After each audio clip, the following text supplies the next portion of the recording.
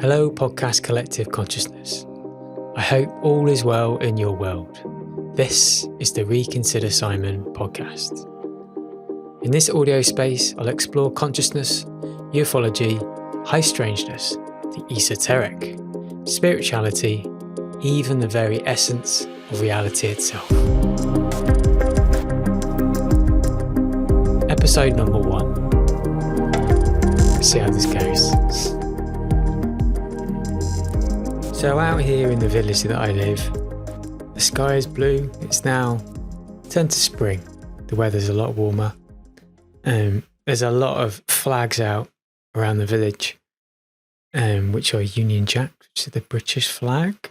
And it's all to do with the coronation of the new king, King Charles, which, to be honest with you, now I probably have zero interest in, and debating whether I watch it or not on television.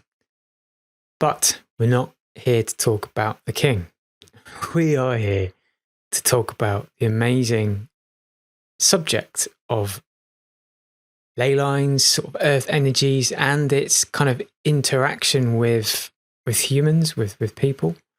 And it's going to be sort of quite personally focused on my own experience of ley lines and energy, and then also my own healing journey as well. So I've been sort of suffering from various health issues these last couple of years, and the earth energies very much affected it, sometimes negatively, sometimes sort of positively. So I'm going to deep dive into that as well. So yeah, I mean, overall, I probably had the worst couple of years of my adult life. I know. Give me sympathy. But I'm hoping I'm coming out of that now. I'm a lot better. It's taken me a long time to get to this point though. And what I found was, initially I should probably explain what the problem was. I had a lot of problems with my skin, sort of a lot of skin inflammation. So it's kind of limited my mobility quite a lot. I found it quite difficult to work, physically, to kind of earn money. So the whole period has been really challenging for me.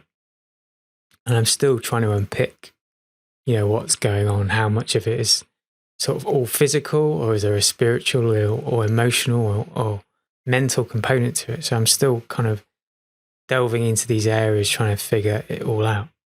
But anyway, in the depths of the beginnings of what was happening to me, I was living in sort of central Hove at the time, which is right next to Brighton. It's the same area, Brighton and Hove, on the south coast of the United Kingdom. And I was living in a very small flat right in the centre of a town. And I started to have these problems with inflammation. And I just felt like I was being constantly radiated. I feel like I'm quite sensitive to energies. And things like, the 5G lampposts that tend to be in most streets now around the UK. And then just the amount of electronics within the building I was in as well. I was surrounded by other flats with Wi-Fi routers. I could just feel it in my body. My head would be throbbing. But it would also, I felt, was making my condition worse as well. So after a period of time of I moved back home to my parents' house because things were too much for me to sort of deal with being on my own. And once I got to the point of actually feeling quite a lot better, I sort of decided to move back down to Brighton. And it was, I think even before I had all these health problems, very much affected by kind of the energy of EMFs. And that's the thing. I mean, you have the idea of natural energy for earth energies, but we have this new component to our existence of this very artificial coverage, like a web-like coverage of EMF energy from mobile phones, from internet, and even from just electricity as well. I'm not going to sort of concentrate on that because it's more earth-based energy and healing in this particular podcast.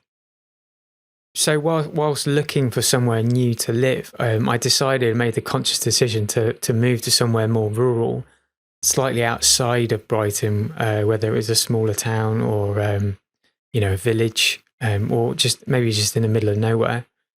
And in the end, I ended up settling in a village called Ditchling, which is probably about sort of 15, 20 minutes drive outside of Brighton. And it's just the other side of the South Downs. The South Downs kind of surround Brighton, and they stretch all the way to kind of Winchester. So it's quite a substantial landmark. But I'm on the other side of the hills of the South Downs. And yeah, it's a very picturesque little village, very old little village, been here for a very long time. And yeah, although it is a very rural location, it's quite a busy through route for traffic. So in the daytime, it can be quite busy with cars, which is a slight downside, but I'm quite used to it now. So apologies, you might actually hear cars and traffic in the background. I actually live right close to this very small little roundabout, and it gets quite congested quite frequently. People flip out. They can get quite angry at each other. So I'm constantly hearing sort of anger in the background, and then tires screeching as people, race off in anger of a particular situation they've encountered on the roundabout. I might have to say I've fallen prey to the same sort of anger, so I'm not completely immune. But it's quite funny to kind of hear that sometimes, the level of frustration, let's put it down to frustration, that people encounter when they're driving their cars. Anyway, we're not talking about traffic. We are talking about energy. What I discovered about Ditchling after a small amount of time being here, I moved into a 1-bedroom flat, was there was zero mobile phone reception, which was great. I mean, I didn't actually realise that until I moved in, I don't think. So that was kind of quite nice. It just felt, again, it was less pressure on my body. I was still healing. So I was surrounded by more nature.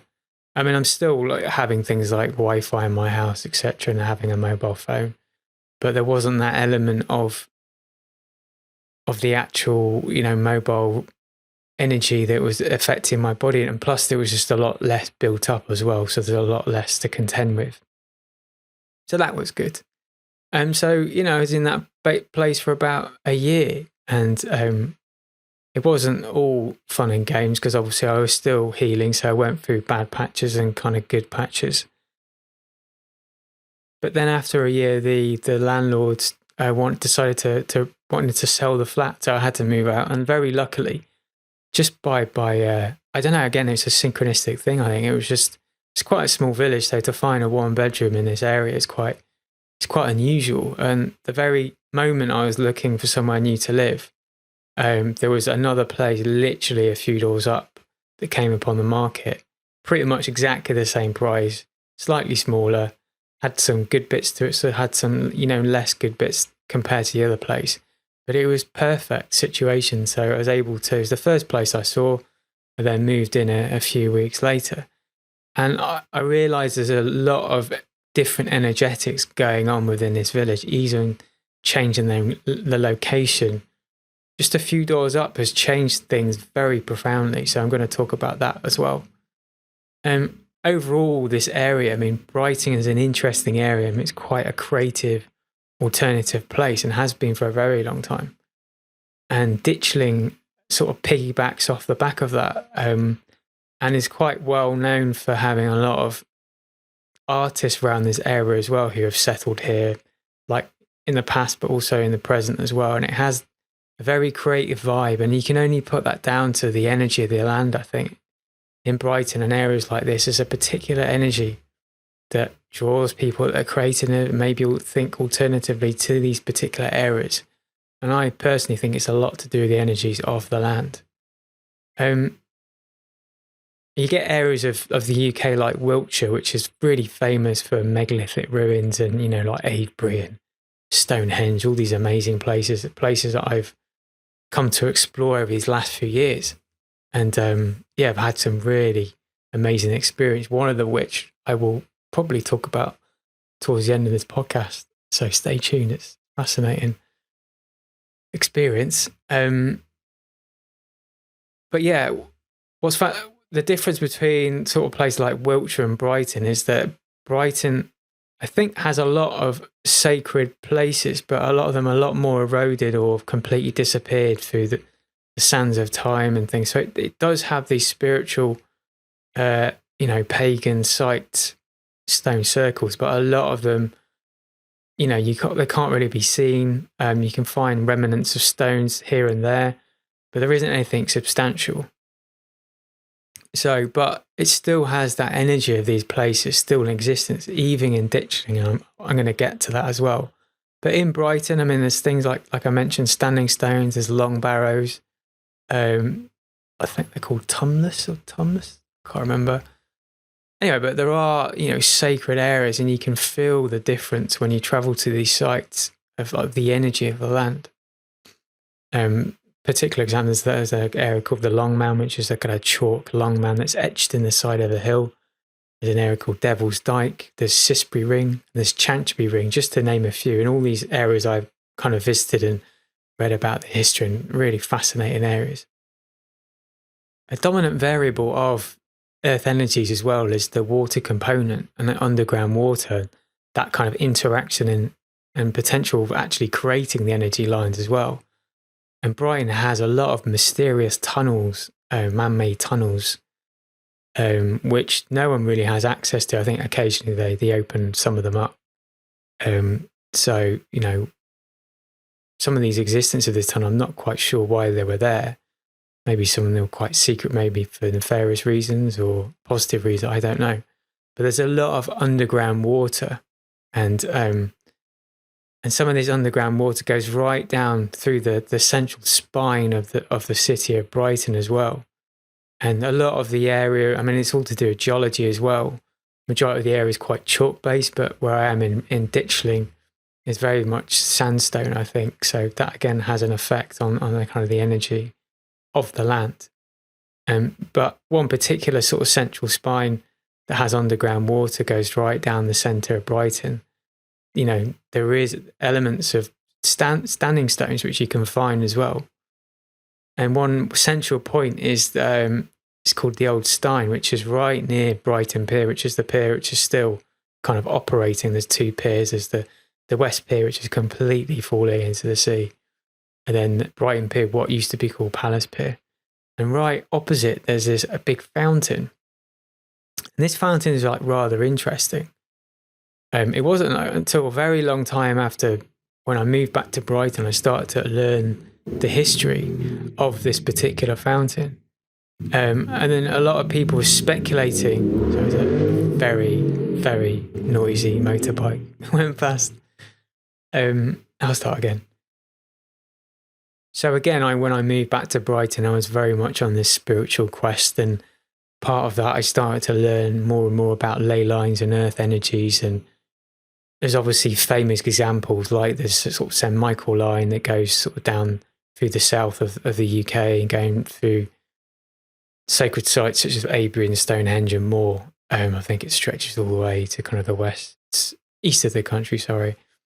So you're learning about those, but I wanted to learn about my own local context as well, and what was surrounding this particular area. And because I've been so drawn to this area multiple times, I lived here initially as a student and then went away for probably about 10 years living in various places around the world and then returned. But I was seeing Brighton in a completely new light, because whereas before it was very much to do with like hedonism, unfortunately, and music and the nightlife and all of those things that you do when you're young potentially. Now I was seeing things in a completely new light from a spiritual point of view. I was just gunning to find information about the energy and the areas and the more sort of occult and esoteric areas of Brighton. And I think I stumbled across this website. I think it was through YouTube initially, but then I started to stumble across this website called Sussex Arch, which started to talk about things in less in mainstream terms. It was more kind of esoteric. So this is where I got a lot of this initial information. And it talked about this Old Stein fountain, again, which is right opposite the Brighton Pier.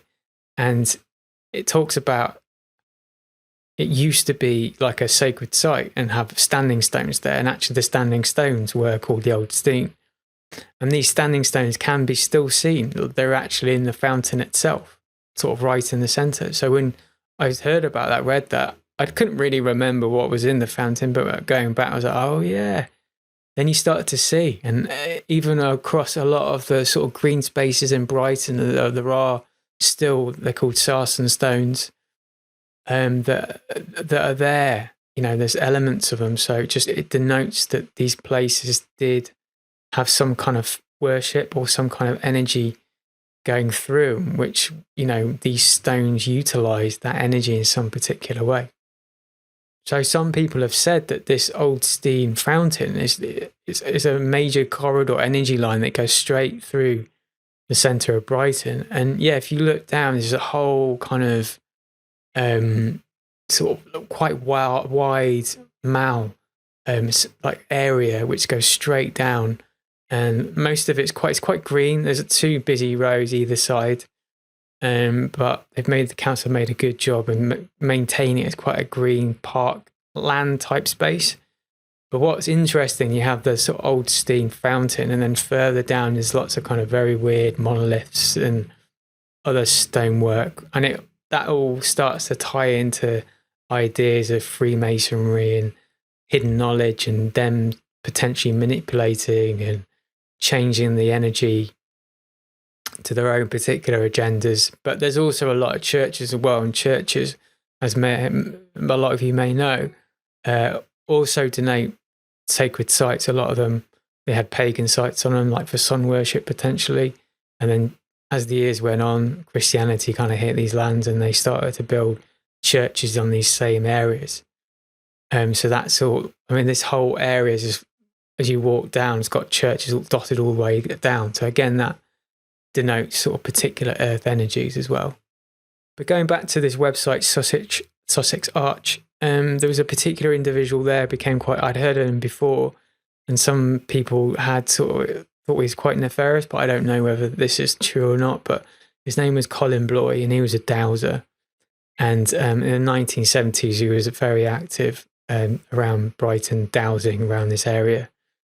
And he had this experiment where he got a group of people together, and they surrounded the fountain, and they all directed their intention of peace, love, happiness, and health into this fountain for a period of time. And this all ties into the idea of like meditation and intent to, you know, affect the collective consciousness. So this guy, Colin Bloy, was doing exactly the same thing, not through meditation, but mainly just through the connection of people together, surrounding in a circle around this old steam fountain, and just directing that loving intent into the fountain. And what they found was that crime decreased, the well-being of the community went up. And they also found, because this guy, Colin Bloy, was a dowser as well, they found that the energy line itself was quite dormant. It wasn't really fluctuating properly. And what happened after this work, after this particular grid work, that this energy line started to flow more, and it became more intense. And apparently there were particular strands, and the strands within his energy line, the dowser, when using dowsing rods, that he was able to pick up this. I mean, I dowsed a little bit, but I'm not to that level that I can sort of see those kind of, or feel those kind of effects within the energy line itself. But he potentially could. So this very action of these people getting together actually activated this energy line, and it's purported that this line goes from Brighton all the way into London. So it's potentially quite an important area. But there are other ones. I mean, I'm only speculating, but there are other energy lines, I think, that go through the spine of Brighton and going, you know, south to north through the country as well. But then going back to like my own spiritual journey, I started to feel, I guess, I'd been suffering from health problems for a while. So I was having to look into my diet, restrict my diet, and clean my body. I was doing a lot of detoxing as well. And then just through, I've been now like a few years into being a lot more spiritual, like meditation, doing yoga, things like Qigong as well. So yeah, I was becoming more heightened in my senses, in my spidey senses in a way. So I was starting to feel energy more, starting to have a more kind of energetic experience. And it's becoming like really pronounced. I remember I was in Scotland once around this stone circle, and I closed my eyes and I could just sort of see the energy just rising up, just through the blood vessels in my eyes, just like rising up from this stone circle. It was fascinating. And then I'll go to places like I mentioned, I've been to like Avebury and another area I'll talk about later on around that area as well. I was starting to have some crazy energetic experience, and I'll go to like Glastonbury and my heart would be singing as well. And again, people sort of say Glastonbury is what's called a vortex, which is when you have intersecting energy lines all kind of converging in one point. And water is really important there. They have the white spring and the red spring there. The white springs has a lot more clearer water, and then the red spring's got a lot of iron content to it as well. But again, it's sort of a deeply spiritual area. I'm still learning now, like I'm still unpicking earth energies, what it means, how they operate myself. I mean, I've done relatively a fair amount of reading around it as well, and I found a lot of people, they say different things. It's very subjective to your own experience, which is quite interesting.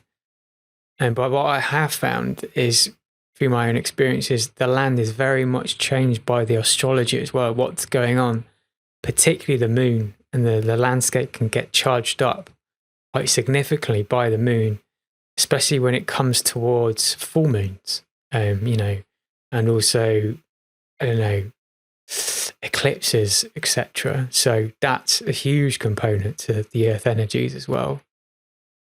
But yeah, going back to my own context now, like the village of Ditchling that I live, I found out that, I mean, this village has been around here a long time, since 900 AD, and was built on a sun mound, essentially.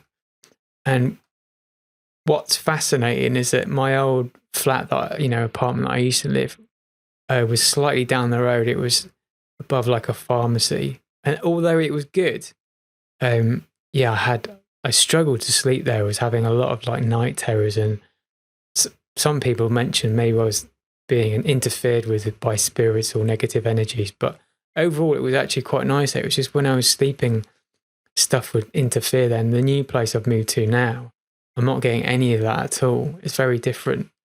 But it's right behind, there's a small church here called St. Margaret's Church, and it's on this mound, and it's surrounded by a graveyard. And that was actually I was quite concerned about that, because I had read before about, when I moved to this place, about being in kind of earshot or sight of a cemetery isn't good, like earth energy wise for your particular health. I guess this ties into, indigenous people. You get Indian burial grounds and stuff, and people perceive them as being haunted and not good places to be around.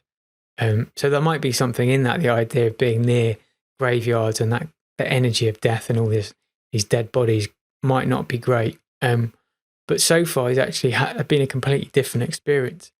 I think I am directly behind this church called St. Margaret's, and it is on this small mound.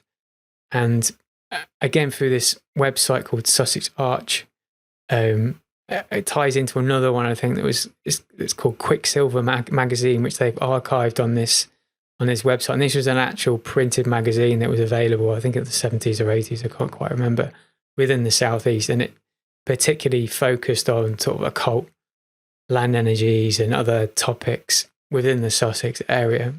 So I've sort of read through all of that, and I've got a lot of this information from this particular online archive. And it talks about how potentially this church on this mound used to be a point of sun worship for, very early people. And again, you can see this evidence of potential standing stones that are there as well. There's a wall, and there's this huge stone in there, which people have called the altar stone. It looks like an altar stone. And then further down, as you come off this small mound, there's a kind of a small village green. And then in front of that, there's a war memorial there as well. And again, it has exactly the same style of stone that you get at the old Steen in Brighton, these sarsen stones. And also the same stone that's the altar stone that's like built in the wall. So there's obviously something going on. And it's very plain. And actually to the right of there's a kind of old Iron Age fort. I haven't really delved either of these areas yet. I plan to at some point.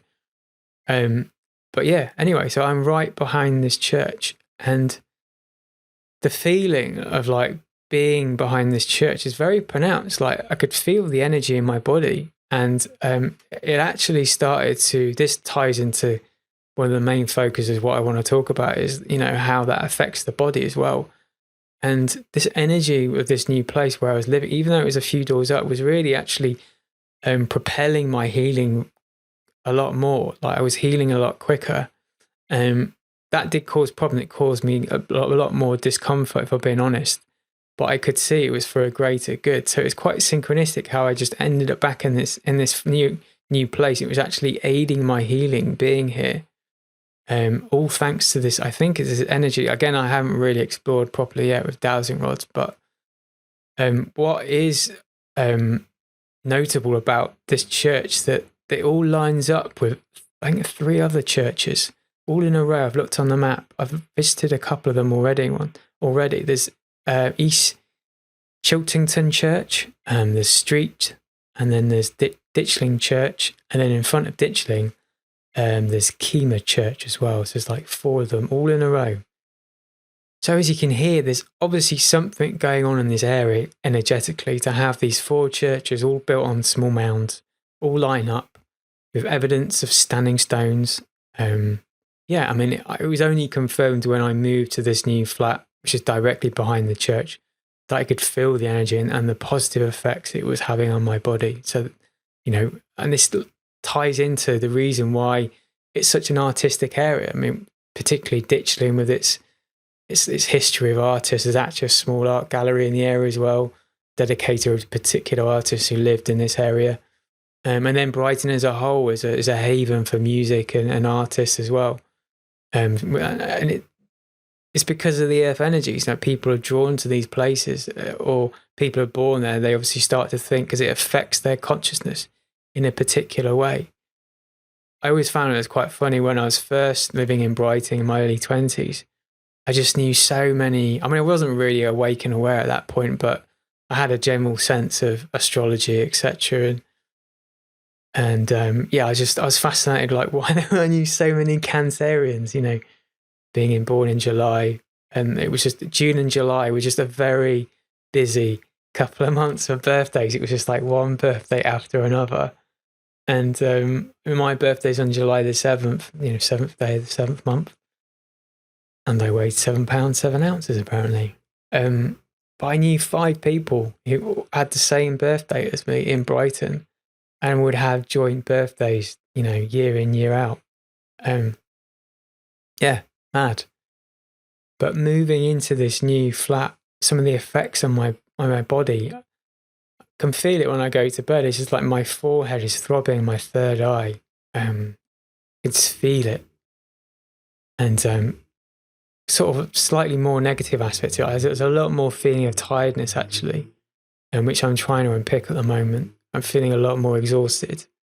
And I don't know whether I'm being drained in some way, which is not great. And I'm trying to figure out ways of trying to mitigate that as well. Because I have used actually dowsing rods to direct where I place my bed in the room as well. Because it's always good not to be, there's things called the curry net and the Hartmann grids, which aren't great to be sleeping on. And so you can use dowsing rods to sort of locate where these are. And you can place your bed accordingly. So it might be something to do with that.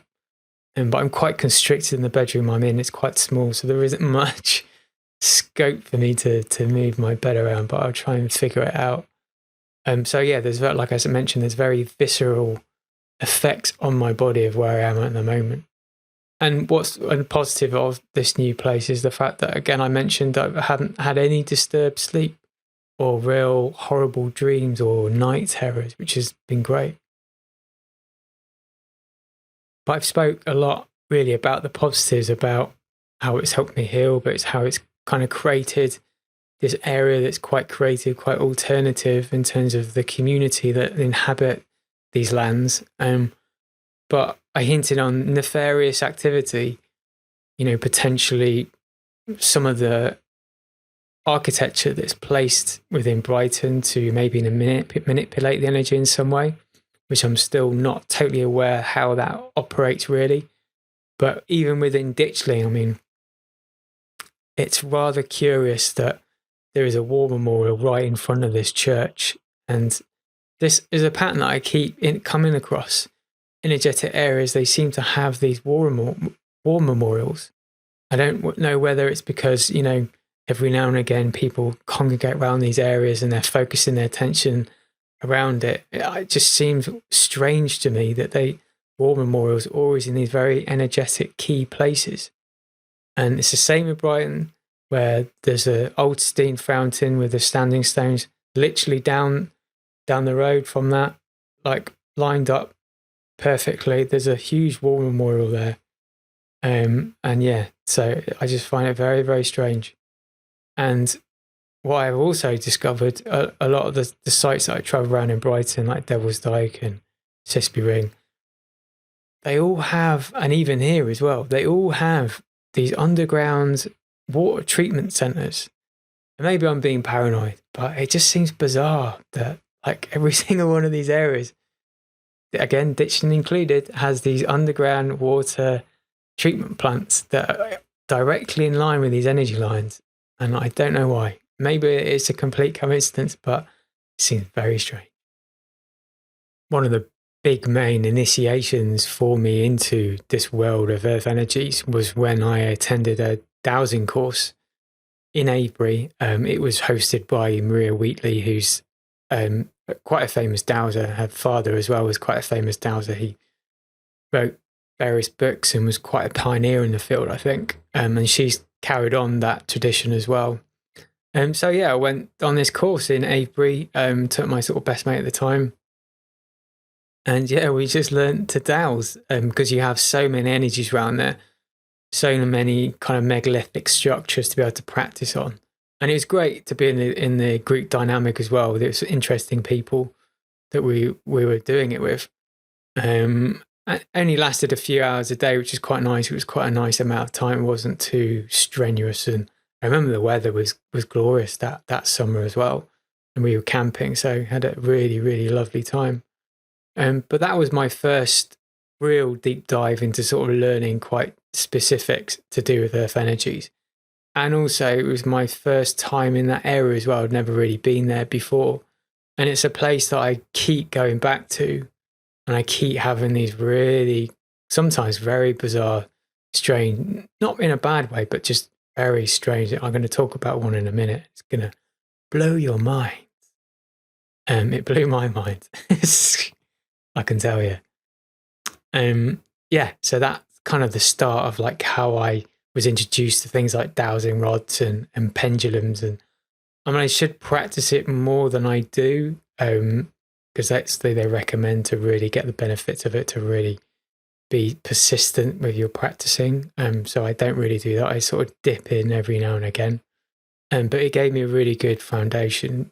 But to be honest with you, I'm feeling so much energy physically within my body anyway. It seems to be part of the way that I interact with the land rather than having to use dowsing. I'm not actually that great with dowsing rods. I found pendulum easier, but then again, you get that sort of trickster energy sometimes with pendulum, so it gives you the wrong answer sometimes. So I have to contend with that. But yeah, so overall, that was my introduction to that area of Avebury in Wiltshire was through this particular course. And what I've discovered is that people do move to these areas, but they're not actually great places to live in. I do have a couple of people I knew in Brighton. They did that. They were there for a couple of years, and people just get spat out. Things become really chaotic.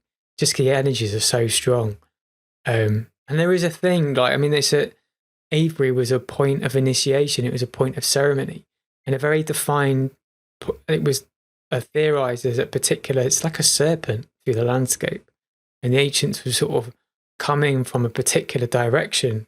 And as they got deeper and deeper in through this journey, their initiation and the spiritual meaning got deeper and deeper as well. So yeah, I mean, that was the original reason. We don't completely understand everything that was going on, obviously, but that was one of the main points of that area, as a point of initiation. But people didn't live there. It was just literally they dipped their toe in and out over a weekend or a few days. But now actually people live there, and I was hearing little stories, a couple of people that I knew that lived there, they got spat out for various reasons. They never really truly went into why. and it was all a bit hush-hush about the details. But yeah, and again, talking to Mira, she explained the same thing. She lived in the town outside of that area called Marlborough, which is a nice little market town. And she said specifically that people that live there end up having all sorts of crazy things happening to, mental health crisis, turning into alcoholics. And it's the same thing with Glastonbury as well. There's an enormous amount of light there as well, but with that comes duality. So there's a lot of weirdness that happens there as well. So although the idea of living in those areas, although they're quite rural and beautiful, how long can you maintain that? How long until maybe your life starts to fall apart? You're like, I have to get out of this area. So it's always something to think about. And that's not just, segregated to England, to the United Kingdom. Same thing apparently in America, as Glastonbury is a vortex, like as I mentioned, is intersecting energy lines, multiple energy lines, quite a vortex. Same thing in Sedona, and I went there a few years ago with my family because my auntie lives very luckily, handily. She retired with her husband and to Palm Desert, so we went to visit them, and we went to Sedona for a few years, and it's exactly the same thing. It's a vortex, amazing area in the desert, just amazing landscape, but highly energetic, and was specifically used by the Native Americans as a point of ceremony. So they will go in there, do their ceremonies, and they would leave. But now people live there full time. And I think exactly the same thing happens there. Like people move there with this amazing idea, having maybe some people do, they're able to maintain that. But yeah, I think sometimes chaotic things can happen in people's lives just because it's so energetic. So yeah, I mean, it must be the same for other areas of the world as well. Anyway, I on a bit of a tangent there. Going back to Avebury. So yeah, I learned to dowse in Avebury, and I would return there multiple times on my own to practice hone in my dowsing techniques. And I was also very aware of crop circles. And I think, that the first time I went for this course, the day before, because it was summertime, so it's, crop circle season for that particular area, I was determined to see my first crop circle. Because I'd never seen one before. I've seen obviously in pictures and things, but I'd never been there physically before. So I managed to find one that was relatively new and active. And so the day before the course, I sort of drove there. It was really tricky because it was quite a busy road. And you had to sort of turn off really, really quickly. And I had to sort of clamber over various fences, like barbed wire fences, to kind of get to these crops, but being respectful for the land and not destroying the farmers' crops, which is quite important. But what was really bizarre, I remember there was this big Apache helicopter, we call it, with two propellers. Chinook helicopter. It was just revolving back and it wasn't directly over the crop circle. It was very strange. It was constant in vicinity, going back and forth. So yeah, that was strange. I was never quite sure of the crop circle. It's hard to know whether some of these are man-made or not. Energetically, I couldn't really feel it, being honest. But yeah, there's a few other people started to turn up. I had some good chats with people about the crop circles. That was kind of quite cool. But yeah, I've gone on another tangent. Too much detail. Anyway, I was in Avebury for this course, and then I kept going back. Mainly I think, that was why I was talking about this. Yeah, mainly to sort of, because I became aware of other areas within that area. There's a place called Alton Barnes, and there's like the White Horse. There's a white horse etched into the side of the landscape, a very old thing. It was etched into the hill. And it's quite well known for crop circles. So they have regular crop circles that appear in that area. And actually down the road from Alton Barnes, there's the crop circle. It's like a museum, like visitor centres, and it sort of documents a lot of the major crop circles that have happened in that area. I think it was started by a Dutch lady. Yeah, Dutch lady start. I think it's still going, but it tends to happen in the spring and summer months. I forgot the name of the place though. It's called I can't remember. You probably have to find it on the internet. But yeah, there's a cafe there, really nice cafe. Then next to it, there's this crop circle centre, because that whole area is quite well. There's a pub, a famous pub, and a lot of the kind of crop circle enthusiasts, they go there. That's where they meet. So there's a lot of events, live events happen there. It's called the Barge, and it's right on the canal. It's very nice. Anyway, so one of these like solo trips to that area, I went there to sort of practice my dowsing, and I just stopped in a particular small car park, got out of my car, and mainly just because I think I was just intrigued by this area because it had very sort of strange hills, very steep, almost sculptured like hills, and it just drew me to that area.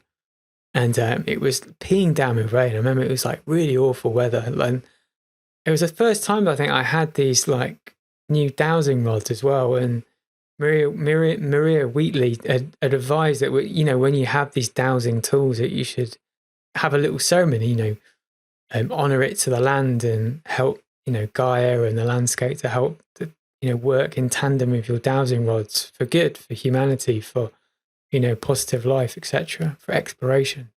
I'm not doing anything nefarious with it. So, you know, I thought, oh, maybe I'll do this ceremony here, even though it was like weighing down with rain quite considerably. But what I discovered was my heart was just starting to sing. I was just feeling like so much love in my heart. And I was like, that's strange. You know, why is this landscape just initiating? Initially, I just thought it was like ley lines and underground walls from things. I kind of put it down to that. But later on, I was at a particular conference, and they were talking about how, and it was just by accident, this researcher was talking about that, literally that area, and how there's a potential stargate there because it's got these very strange activity going on along with the crop circles, but like flying orbs and loads of things, UFOs. It's near to a place called Knapp Hill, which is quite famous for seeing UFOs as well. So the whole area is like really, really fascinating. So I was initially drawn to that area because of that. And yeah, again, that experience was cemented by just all these feelings that, again, were happening within my body, this like real welling up of love and stuff. And I was just like, why is that happening? Why am I having this reaction? So I kept going back to that area, like Avebury, in that area sort of periodically. And this now brings us into, you know, dreaded COVID-19 situation. Yeah, probably a lot on YouTube, probably a bit more careful, but on the podcast, yeah, I don't care. But I was very suspicious earlier on about the COVID thing. And so I think like 2 weeks in, I started to rebel and just went about my normal life, seeing people and doing stuff. And I'd moved into this flat with this lady at the time, and I was just gunning to get away. I was just so, yeah, bored of just everything being closed. So I thought, you know, I'd be a bit naughty. No, the weather was amazing. Like during that first lockdown in the UK, it was just so hot and sunny. I got an amazing tan that year. And anyway, and so I decided I really wanted to go. I like the idea of like wild camping. So I thought, yeah, maybe I'll just wild camp. I'll just drive to Avebury, to that whole area, to the Alton Barns. I'll just find somewhere to camp and just sort of sleep, you know, under the stars. I think that was around about, maybe roughly around May or June time that I did that. It was about 3 years ago, maybe 4 years ago. And so, yeah, I just took my tent, and then I decided, yeah, maybe I will. Or maybe I'll camp in this particular strange area with the, you know, the white horse and these fields of crops. So maybe I'll see something. That was my intent. I was like, I'll go there. And I parked the car in this little car park. I just hung around until everyone sort of left. There was a few cars around. I just waited until they went, and just took my rucksack and I just walked down. This is where I should mention this story gets really bizarre, and I have wondered whether I should ever tell this story in a public setting or not. I don't know, because it is very strange. But the hell with it. This is like my first podcast. I need to go in hard, fast and strong, have a good story. And this is a good story. Very strange story. Anyway, so gonna have a drink.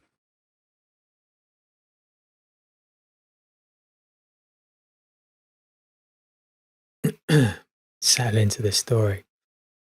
So I started to walk down. It's like I mentioned before, we've got these very strange sculptured hills, which initially drew me in. And there were two paths. There's one path that went up to the top of the hill. There was another little path that I discovered, which took you down to where the fields were, and then also down to the base of the hills as well. So I thought, well, it's more sheltered, a bit more secluded, so I'm less likely to be disturbed. So, okay, I walked down this path down to the bottom of the hills, and it was a lovely evening. Just really still, really warm.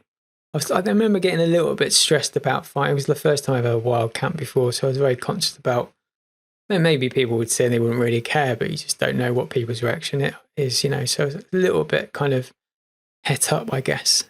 Anyway, but I just saw this particularly good area. It's quite flat land. There was two like copses, like very small little collections of trees either side. There was a small little valley, and it was all quite sheltered. And then you could look up to the top of the hill, and then you could sort of look across the very huge field, massive field.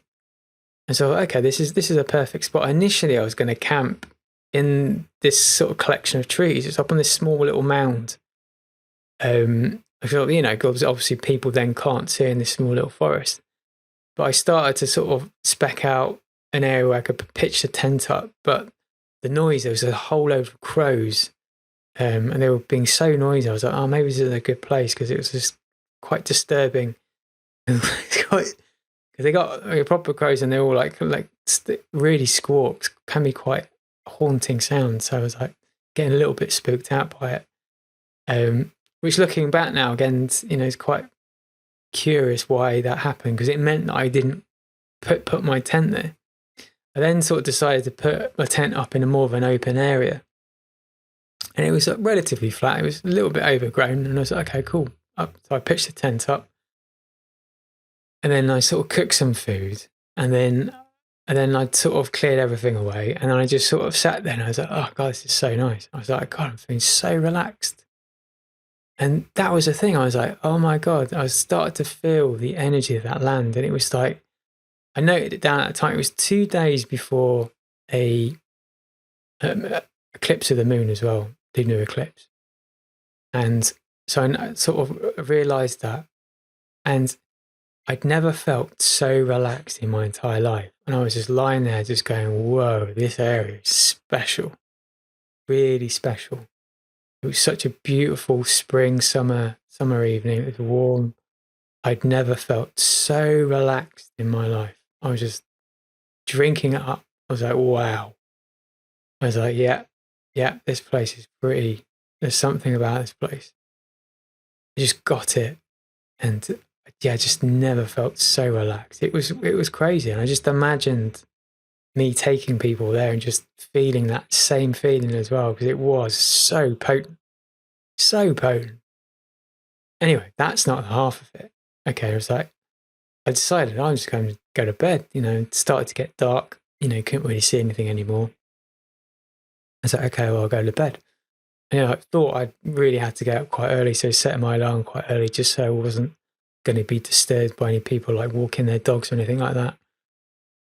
So yeah, I just went to bed and sort of lay in my tent and struggling, because obviously sometimes I think when you first camp for the first night, strange location, I always find it difficult to sort of sleep, and then obviously wild camping as well, there's always a slight feeling of danger as well. So that kind of heightened my senses a little bit. So I think I remember not really, feeling that tired, and just lay there. And this is when very strange things started to happen. I started to feel these waves of energy within my body. They would start at my feet and they would go up to my head. And they started to feel really pleasurable. Really pleasurable, to the point of being quite sexy, like sexual. And this is where it gets a little bit strange. So I was like, okay, that's interesting. Like before I was feeling relaxed, now I'm feeling something more than relaxed, something a little bit naughty. And yeah, so I just lay there and I was like, obviously this is quite a nice feeling, but the waves of this energy got more and more powerful, and it was really strange. It was very orgasmic energy, like I mentioned, like very sexy energy, and it not just like within lighting up, my naughty bits, the kind of genital area, I should say. It was like all over my body, from my toes all the way to the top of my head, and it went on for hours, and it was amazing, and like to the point I had like a full body orgasm. And it made me realize what it's like, because you always sort of feel there's a difference between how men and women orgasm. I've always been very aware that it's like really just all encompassed. With a woman, it tends to be more just enveloping, just completely envelops their entire being. Every aspect of their body is affected by it. And with men, it's less, it's more localized in particular areas. I mean, sometimes it can be overwhelming, but women, I think, have way more of an intense experience. It felt like that, but more than that. And I was just lying there, just like, what the hell is going on? To the point, I'm going to get graphic now, just being like, oh, just like so good there was no one in earshot of this. I don't know what it must have fucking sounded like. But while this was going on, I was aware, was kind of in my head, like trying to figure out what was going on. Was this like some entity that was outside that was doing this, like some kind of succubus? Succubuses are supposed to be some kind of spiritual entity that goes around the landscape, draining you with sexual energy. Can feel pleasurable, but ultimately they're draining your energy, which is not good. Was that what was going on? I don't know. Or what? Or was it the energy of the landscape? So yeah, I mean, it just went on all night. I was just having an all-body orgasm, intense orgasm. It didn't stop. It just went on and on and on and on. And it got to the point, it was like, I think about 5 a.m. It was light, starting to get light, because it was, summer months. It was starting to get light quite early. And yeah, I was just like, whoa. Okay, I hadn't slept a wink.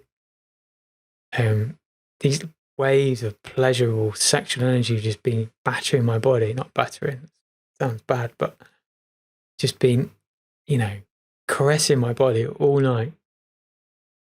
And I was like, came to 5 o'clock and I was like, I've got to get up soon and pack the tent up. And so that's what I did. I just packed the tent up, put everything away, and then just drove to the nearest petrol station just to get a coffee. I remember specifically just sitting there with this coffee. It wasn't very nice coffee, obviously, because it was from like a vending machine. I was just like, what the hell just happened? What the hell just happened? What was that? I didn't understand. I couldn't comprehend why that happened. It was amazing. I loved it for obvious reasons. But why the hell did that happen? I was just dumbfounded. And this trip for me was going to be like a whole weekend. So it was like I was going to camp that night as well. And so I was actually really tired. But I remember I went to like a place called Silbury Hill, and it's a very coracle shaped hill, and it's near to this long barrow as well, famous long barrow. And I remember walking around there. I was quite tired actually, but most of the day. But it was a beautiful day, sunny day, really hot. But I started to get these waves near that sacred site, Silbury. I started to get these waves of orgasm again as I was walking. And I was like, whoa, okay, it's here as well. So it started to work out that it was just sort of the landscape. And yeah, so that night I sort of tried to find somewhere alternative to sort of wild camp, but I just struggled actually. In the end, I just drove back to that same spot. And I didn't have the same situation. It didn't happen that night. I think it was a night before lunar eclipse. I camped in exactly the same spot, and I wondered, am I going to get the same same experience. It didn't happen. It was just that literally that one time. And I was like, okay, weird. And so yeah, I drove back to Brighton the next day. I think it was a Sunday. And then I just started to research what happened, that area, what happened, why did that happen to me? And what I found was, which I didn't realize at the time, is that it's just on a random Facebook post, but it was called the Alton Goddess. And apparently, if you look at the sort of set of hills from a distance, from what's like Knapp Hill, I think it is, it's in the shape of a woman. Kid you not, it's in the shape of a woman. And there's one particular sort of barrow, which is her breast, and then another indentation in the hill is a navel. And then, get this, right? Where I was literally her naughty bits. You can look on the picture of this old, someone illustrated it, so you kind of see. It's like a kind of illustration. And literally where I was camped was like, her erogenous. Yeah, just crazy experience. So yeah, I just sort of, then it made sense a bit more. I was like, it's just so bizarre, just the landscape having the shape of a woman's body. I had this very sort of female-esque pleasurable experience in this particular location. And I'd also started to read that they do a lot of ceremonies down there as well. And I was like, because that was what was fascinating, like looking back, because there was like a bit of turf that had been cut out in a square shape out of the soil. And obviously that they'd done some kind of fire ceremony and very respectfully then put the turf back, but you could still see the marks from the shovel where they dug it out. So obviously, I don't know whether it's the energy of the land or whether it was charged up by a particular ceremony or obviously it was 2 days before a lunar eclipse as well. So yeah. Was it a lunar? I don't think it was a lunar eclipse. I think it was just the full moon actually. Oh, just the full moon. Yeah, so maybe all these three things just created that situation that happened to me. But yeah, really, really strange. And I went back there actually like last year when I was starting to feel a little bit better.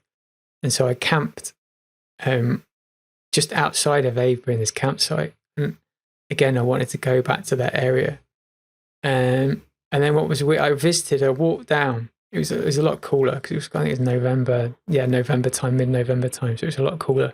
I wasn't going to camp like actually in the landscape as I'd sort of stayed in an organised campsite this time.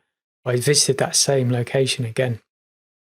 And I just sat there. It was weird. I started to feel really, really dizzy, like a little bit sick. So I had to sort of sit down. So I sort of sat down. And I got that same feeling of like relaxation. Not as strong, nowhere near as strong, but it was still there. And what was really strange, that I then, I stayed there for quite a while until it got quite dark, and then sort of went back to the car and then drove back to the campsite where I was staying. And that night I got those same waves of like pleasurable feeling. Not as strong, but it was definitely there. So it was like that feeling had hitchhiked from that location to, it was probably about 15, 20 minutes drive from where I was actually camping. But I carried it through. It's really strange. So I have experienced it again since. But yeah, not as strong. So there you go. There's my Alton Goddess experience story. But tying in the idea of earth energies and its effect on the human body in a positive way, in a healing way, like I mentioned before, the benefits of that experience, for having that orgasm, full body orgasm for hours, the health benefits were crazy. My hair was so soft and so bright, and it lasted for weeks. My head was so clear. My skin was so soft, so silky. It had a really, really amazing effect on my body, on my overall health. It didn't last forever, obviously, because of what I've been through recently. But yeah, that first experience, that first powerful, energetic experience, like my body was so good. My hair was so, and people were commenting. I was like, wow, your hair. I had longer hair back then. And yeah, people were going, wow, your hair's so silky and shiny. And it was. And then it didn't say, oh yeah, because I had like 4-hour orgasm. I was like, oh yeah, it's got good conditioner, nice shampoo. Yeah. So the effects are there on the human body. And yeah, if you just think it in the context of ancient Egypt and some of the technology potentially that were there, how much of that was for healing? I mean, not just Egypt, but all over around the world, in places like South America as well. Some of the architecture, whether it was actually used to harness some of this earth energies for healing purposes. Fascinating. I mean, really, we've only become reconnected with the idea of earth energies and ley lines until quite recently. It was like a guy called Alfred Watkins, who was an amateur archaeologist, and he had this vision, I think when he was horse riding. And he just saw these energy lines sort of crisscrossing the landscape. And that then, he, through his own research, started to discover energy lines through dowsing. And that was in like the 1920s. So it's a new subject for our generation, last couple of generations. And we're rediscovering this, what it means, what earth energies are, their effect on the human body, what the architecture that was created surrounding it. And obviously there are certain people, in nefarious circles and secret societies who know a lot how this works. Whole cities, buildings are centered around earth energy lines and to affect the population for nefarious purposes, potentially. But in terms of like overall consciousness of humanity, these concepts are still quite new. It's happening to me. I'm sort of finding out new stuff as the years go on. I'm having these experiences. So it's this huge re-remembrance going on of how this land operates, how the earth operates, how the human body operates. It's amazing what's happening. The unfolding of it is amazing.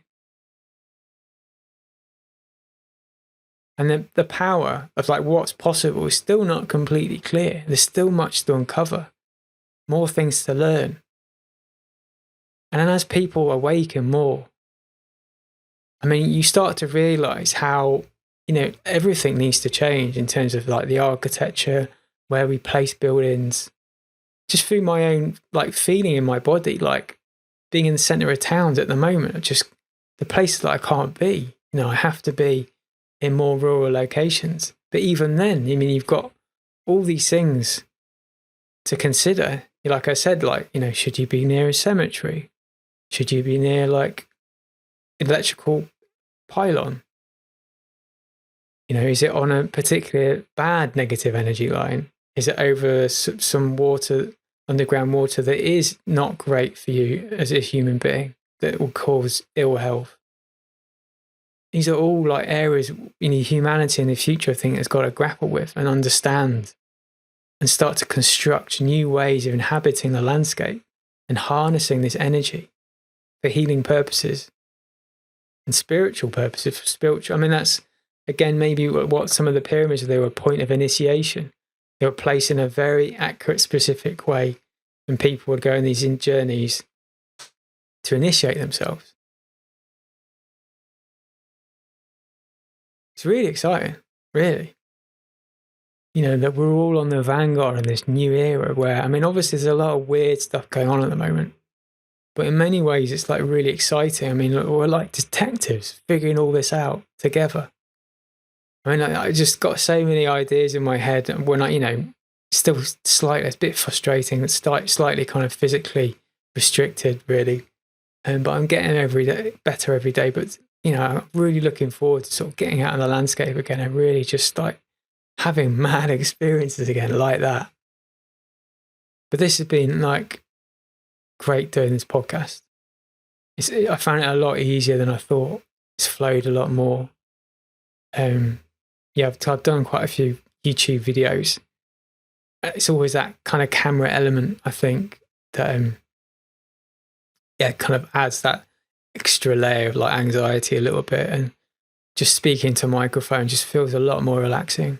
Feels more intimate as well. Yeah. So yeah, it's been really great just doing this. My first podcast. I hope this is the first one of many. I plan to do more, definitely. But yeah, I think that's it. Thank you so much for listening.